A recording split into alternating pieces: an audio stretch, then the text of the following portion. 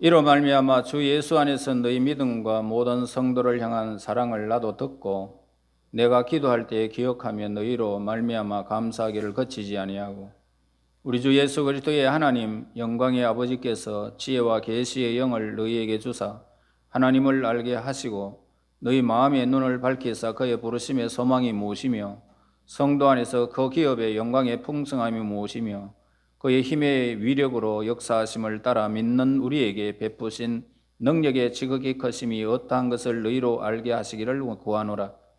그의 능력이 그리스도 안에서 역사하사 죽은 자들 가운데서 다시 살리시고 하늘에 자기의 오른편에 앉히사 모든 통치와 권세와 능력과 주관과 이 세상뿐 아니라 오는 세상 일컫는 모든 이름 위에 뛰어나게 하시고 또 만물을 그의 발 아래 복종하게 하시고 그를 만물 위에 교회의 머리로 삼으셨느니라. 교회는 그의 몸이니 만물 안에서 만물을 충만하게 하시는 이의 충만함이니라. 아멘. 지금까지 우리가 주 안에서 신실한 에베소 성도들에게 보여준 그런 신령한 축복의 선물에 대해서 우리에게 말씀을 하고 있습니다. 그리고 선택과 예정을 말하고 있죠. 그 다음에는 속량 곧 제사함을 받았다. 그리고 세 번째는 성령의 도우심으로 우리가 인치심을 받았고 그것을 우리가 기업이다 이렇게 말합니다.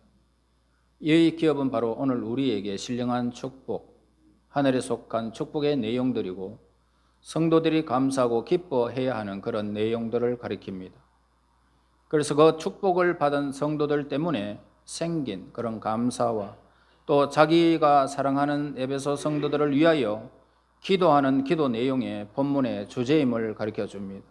그의 기도는 두 가지로 요약되는데 오늘 본문에서 감사와 그리고 감사와 기도임을 가르쳐 줍니다. 16절에 보세요. 너희로 말미암아 감사하기를 그치지 아니하고 사도 바울은 사랑하는 에베소 성도들을 생각하면서 하나님께 감사하지 않을 수 없는 그런 감격과 감사를 중단할 수 없는 그런 솟구치는 마음을 느끼는 것을 보게 됩니다. 그 감사를 쉴 수 없다. 너희들을 보면 나는 소리쳐서 하나님께 감사할 수밖에 없다. 이 말입니다. 그래서 그 이유는 15절에서 16절에 말씀하죠.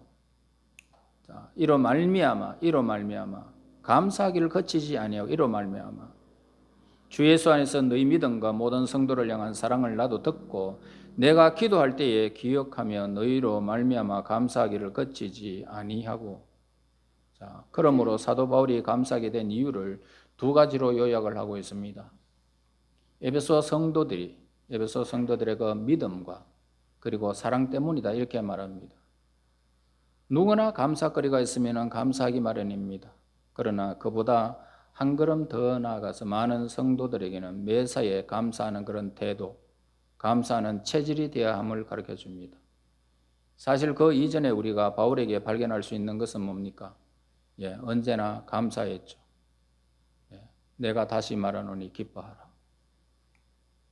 그래서 그 복음을 알고 나서 매사에 그는 감사와 그리고 기뻐하는 삶을 살아가는 것을 보게 됩니다. 매사에 긍정적이었고 하나님의 뜻을 찾는 사람으로 변했던 것입니다. 예를 들어서 로마서 1장에 보면 8절에서 말합니다. 먼저 내가 예수 그리스도로 말미암아 너희 모든 사람에 관하여 내 하나님께 감사함은 너희 믿음이 온 세상에 전파됨이로다.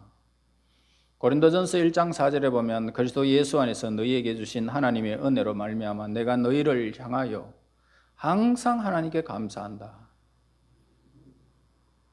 항상 사도 바울의 그 서신서를 보면은 서두에서 항상 이런 말을 합니다. 그리스도의 종 예수 그리스도의 사도된 바울은 그러면서 항상 감사의 말을 잊지 않음을 보게 됩니다. 그것은 나를 불러주신 하나님의 부르심에 대한 그런 감사고 믿음의 여러 형제들에게 대한 그런 감사였고 하나님의 은혜에 대한 그런 감사임을 고백합니다. 그렇기 때문에 그는 책망할 때도 감사로 시작하는 것을 보게 됩니다. 항상 기뻐하라. 쉬지 말고 기도하라. 범사에 감사하라. 이 말씀처럼 사도 바울은 감사를 몸에 실천하는 그런 사람이었음을 고백합니다. 그러면 바울이 가졌던 이 감사의 마음의 내용을 구체적으로 우리가 한번 생각해 보아야 할 것입니다. 그러니까 에베소 성도들이 믿음과 사랑의 조화를 이루고 있다는 것입니다. 사실 사람은 누구나 사랑의 결핍이 있죠. 내가 사랑하는 사람들만 사랑할 수 있고 그렇지 않은 사람은 사랑하지 못합니다. 그리고 우리가 살아가면서 믿음이 있노라 하지만 믿음의 결핍이 사람에게 있습니다. 믿음이라고 하는 것은 하나님께 대한 믿음과 예수님을 아는 진리로 무장된 신앙의 내용이 믿음입니다. 또한 여기서 말하는 사랑은 그 믿음에 기초한 구체적인 사랑 때문임을 가르쳐 줍니다. 사랑하는 그런 행동.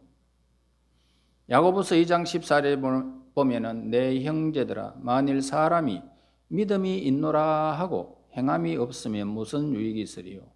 그 믿음이 능히 자기를 지킬 수 있겠느냐?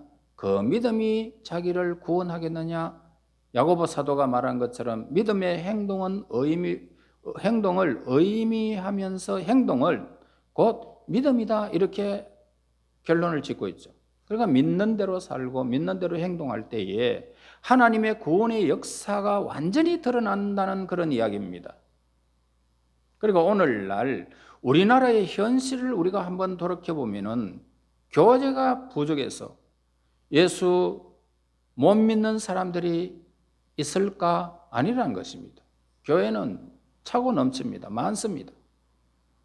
설교가 부족해서 예수를 못 믿는 사람이 있을까요? 설교도 막 유튜브에 보면 막 차고 넘칩니다. 무엇 때문일까? 우리 예수 믿는 사람들의 행함이 너무나 약하기 때문이라는 것입니다. 찬송도 교회 오면 잘하고 기도도 하고 설교도 풍성한데 오늘 하나님의 말씀대로 살지 못하기 때문에 피극이 우리의 주위에서 벌어지는 것입니다. 그래서 세상은 더 쓸쓸해지고 외롭고 사나워지고 이 세상에 예수 없는 사람들은 너무 고독하게 된다는 것입니다. 에베소 성도들에게 믿음이 있었을 뿐만 아니라 구체적인 그런 사랑의 행동이 있었다는 것을 가르쳐 주면서 크기에 대한 기쁨과 감사가 있었던 것을 고백합니다. 참신앙은 뭡니까? 참신앙은 두 가지 요소가 모두 있어야 함을 우리에게 가르쳐 줍니다. 믿음이 있어야 됩니다. 구체적인 사랑의 실천이 있어야 되고 행동이 있어야 된다는 것입니다. 그러니까 믿음에 기초하여 사랑의 열매를 맺는 신앙이야말로 우리는 성숙한 신앙인이다 이렇게 우리에게 말해줍니다. 그런데 이것은 우리가 이렇게 성숙한 신앙을 지향해야 할 것이죠. 너희는 온 세계에 다니며 만민에게 복음을 전파하라. 가서 모든 족속으로 제자를 삼아라. 예수님께서 우리에게 명령하셨습니다. 자, 이것도 중요하지만 예수님이 또 한 가지 내 이웃을 네 몸과 같이 사랑해라. 그래서 믿음만 극단적으로 강조해도 교회는 병이 들죠. 사랑의 실천만 강조해도 교회는 병이 듭니다. 믿음에 기초하여 사랑의 열매를 맺는 일들이 우리에게 속한 이 교회가 이루어진다면 풍성하다는 것입니다. 그래서 기도의 내용은 16절에서 기도의 내용은 내가 기도할 때에 기억하며 너희로 말미암아 감사하기를 그치지 아니하고. 그래서 기도의 내용을 계속 우리가 읽어보면 17절, 18절에서 계속 19절에서 말합니다. 자, 우리 주 예수 그리스도의 하나님, 영광의 아버지께 지혜와 계시의 영을 너희에게 주사 하나님을 알게 하시고 너희 마음의 눈을 밝히사 그의 부르심의 소망이 무엇이며 성도 안에서 그 기업의 영광의 풍성함이 무엇이며 그의 힘의 위력으로 역사하심을 따라 믿는 우리에게 베푸신 능력의 지극히 크심이 어떠한 것을 너희로 알게 하시기를 구하노라. 자, 여기에서 기도의 첫 번째 제목이 뭡니까? 그들에게 무엇을 달라고? 지혜와 계시의 영을 주셔서 하나님을 알게 하여 달라는 기도입니다. 하나님을 알게 해라. 지혜와 계시의 영을. 자, 우리는 기도할 때 현실의 문제에 급급합니다. 현실에 일어나고 있는 그 문제를 놓고 기도하죠. 막상 중요한 기도는 그 내용들을 다 잊어버린 채 극단적인 형태로 우리 자신을 계속 몰고 가기 쉽습니다. 기도는 기본적으로 무엇이 있어야 될까요? 하나님을 찬양하는 찬양이 있어야 되고, 그 다음에 나의 나 된 것은 하나님의 은혜입니다, 이 고백이 있어야 되고요. 그 다음에 감사가 있어야 되고요. 그 다음에 간구가 있어집니다. 자, 이 네 가지가 있는데, 그러나 이 기도를 보면은 찬양과 감사와 제 고백보다는 오늘 우리는 내 현실 문제에 주시옵소서, 내가 이렇게 되기를 원합니다, 이 기도가 거의 대부분을 차지하고 있습니다. 내 장래, 내 자식들을 위하고 어떻게 이해하고 있습니다. 하나님께 향한 찬양과 하나님께 향한 고백이 없습니다. 그리고 감사가 없고. 왜 그럴까요?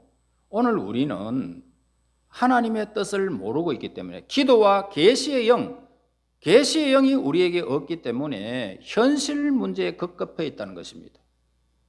건강을 지켜달라고 기도하고, 오늘 하루도 모든 일에 실수 없이 건강한 몸으로 또 돌아오게 해달라고 그렇게 기도합니다. 현실 문제만 급급합니다.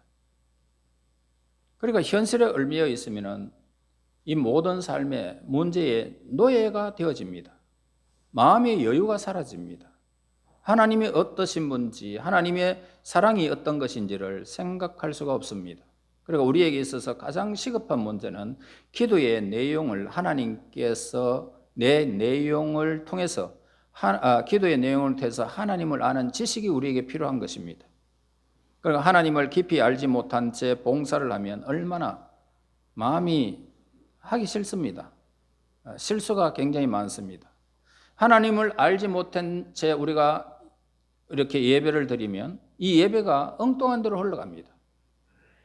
그러니까 여러분은 하나님을 깊이 알고 있는지를 생각해야 됩니다. 역사는 하나님을 깊이 아는 데서부터 이루어지는 것입니다. 그러면은 하나님을 안다는 말이 무엇일까? 그건 하나님은 어떤 분인지 알아야 되는데 하나님의 속성을 알아야 된다. 하나님의 속성. 요약한다면은 하나님의 사랑의 심정을 알아야 된다는 것입니다. 그것은 예수님의 십자가의 보혈 사건을 이해하지 못하고는 하나님을 안다고 말할 수는 없습니다. 그리고 오늘 우리에게 그 크신 하나님의 사랑의 절정을 십자가에 보여주셨다면 오늘 하나님의 사랑을 깨닫게 됩니다. 하나님의 심정이 어떤 것인지를 우리는 누구를 통해서 볼 수 있습니까? 돌아온 탕자를 통해서 아버지의 마음을 거기에서 봅니다. 용서하시는 하나님의 심정. 그 다음에 하나님의 공의를 우리가 보게 되는데요. 용서할 수 없는 죄와 타협하지 않는 하나님의 공의를 보게 됩니다. 우리는 죄를 용납할 수 없어서 대신 자기 아들을 죽기까지 버려두신 그 하나님. 그래서 오늘 우리의 죄를 우리와 상관하지 않습니다. 인간은 죄를 지으면 또 짓고 계속 반복하기 때문에 하나님은 우리와 타협하지 않습니다. 그 죄를 예수님께 전부 다 완전히 예수님 앞에 다 죄의 짐을 갖다 다 던져버린 것입니다. 그래서 오늘 우리를 하나님의 공의대로 십자가를 보시고 예수님의 십자가를 보시고 우리의 믿는 믿음 안에서 우리를 용서해 버린 것입니다. 완전히 용서해 버린 것입니다. 이런 공의가 하나님께 있다는 것입니다. 그래서 그 다음에 세 번째 뭡니까? 하나님의 완전함과 거룩성을 우리는 알아야 됩니다. 그러니까 우리 사람은요, 이 땅에 살아가면서 거룩하지 않습니다. 그렇기 때문에 내가 거룩하지 못하기 때문에 하나님의 거룩하심을 이해가 잘 안 됩니다. 우리는 예수 그리스도의 보혈을 통해서 하나님의 거룩을 이해할 수 있는데 회개할 것이 없는 의인 99을 찾지 아니하고 회개한 그 한 사람의 죄인, 그 사람을 돌이키는 사람, 하나님께로 향하는 사람을 하나님은 그를 만나시는 심정을 우리는 배워야 됩니다. 잔치합니다.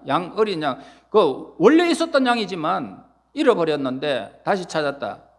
이 하나님의 심정을 우리는 배워야 됩니다. 그 하나님의 깊은 심정을 이해하고 알아야만 하나님의 사랑, 하나님이 오늘 우리를 지극히 사랑한다는 것을 알고 우리가 하나님을 향하여 그렇게 믿음의 행동을 옮길 수 있는 것입니다. 그래서 성도들의 기도는 하나님을 알게 하옵소서.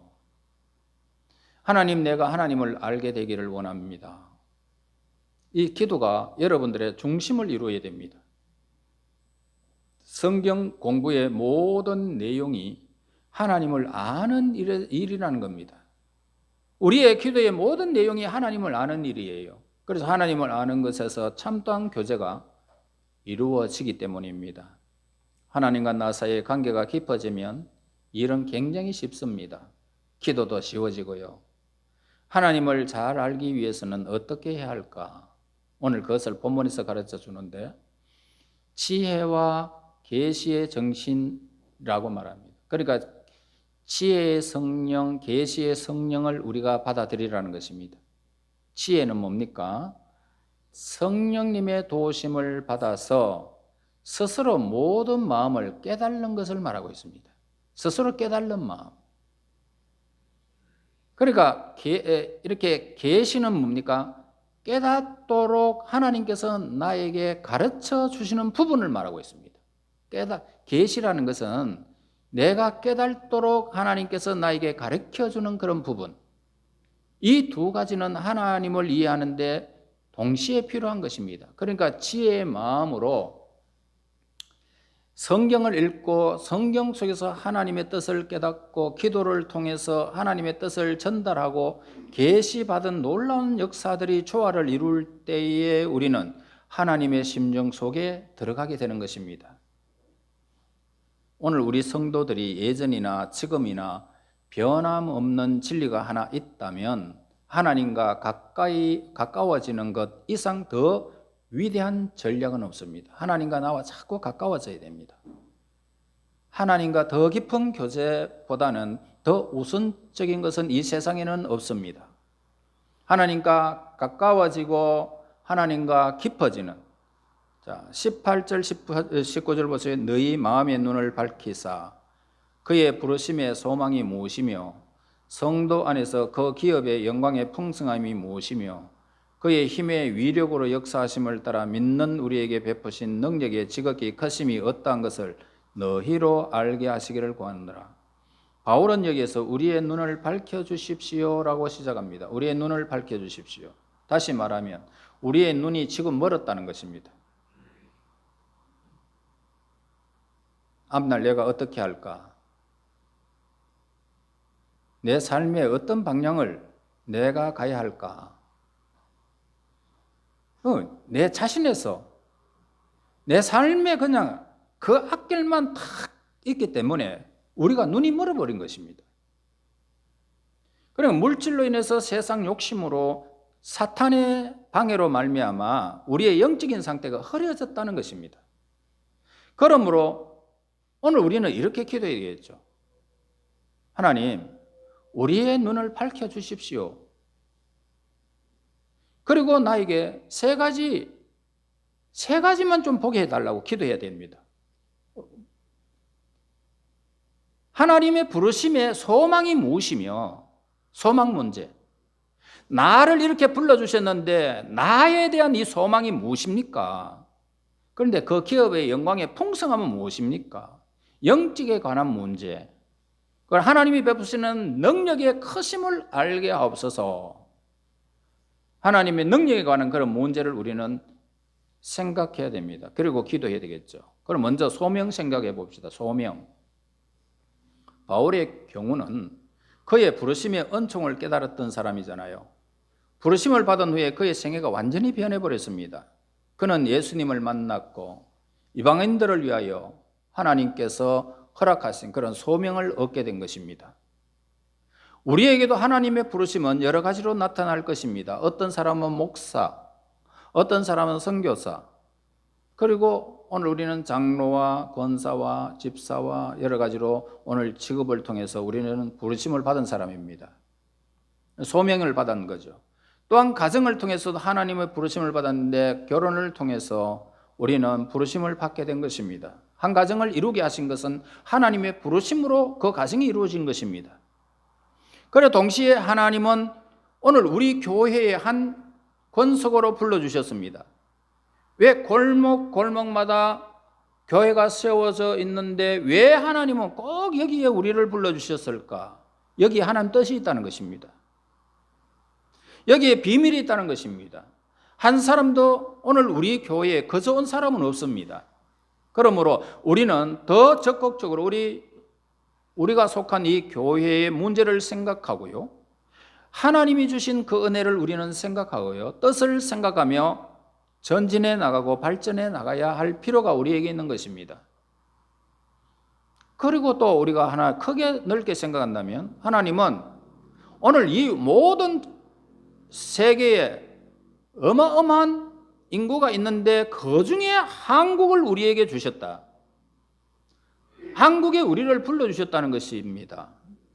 그러니까 뭡니까? 기업의 영광의 풍성이 무엇이며 이 바울이 깨닫게 된 것은 기업이라는 것이 기업의 문제. 그래 에베소서에서 풍성하다 이 말을 굉장히 많이 쓰고 있어요. 우리 성도들은 영적 기업, 영적 유산에 눈을 뜨라는 것입니다. 영적인 유산, 영적인 기업 여기에 눈을 뜨라는 것입니다. 요수아 14장에 보면은 모든 지파에 기업을 주었는데 레위 지파에게는 주지 않았습니다. 그래서 그들에게는 무엇이 기업이다? 하나님이 여러분들의 기업입니다. 이렇게 말합니다. 그러니까 우리는 하나님의 아들이라는 영적인 기업을 알아야 오늘 하나님의 용서와 축복도 아는 것입니다. 그러니까 하늘의 유산에 대한 이 영적인 풍성함을 깨달아야 되는데 그래야만 이 지상에서 물질과 세상의 모든 유혹과 세상적인 모든 것에서 우리는 자유로울 수 있는 것입니다. 여러분의 기업은 이 세상에 있지 않습니다. 하늘에 속한 것입니다. 이 영적인 기업을 깨달아야 이 세상에 어떤 위치에 내 삶이 있든지 물질이 뭐 있든지 없든지 그거 상관없이 자유하게 된다는 것입니다.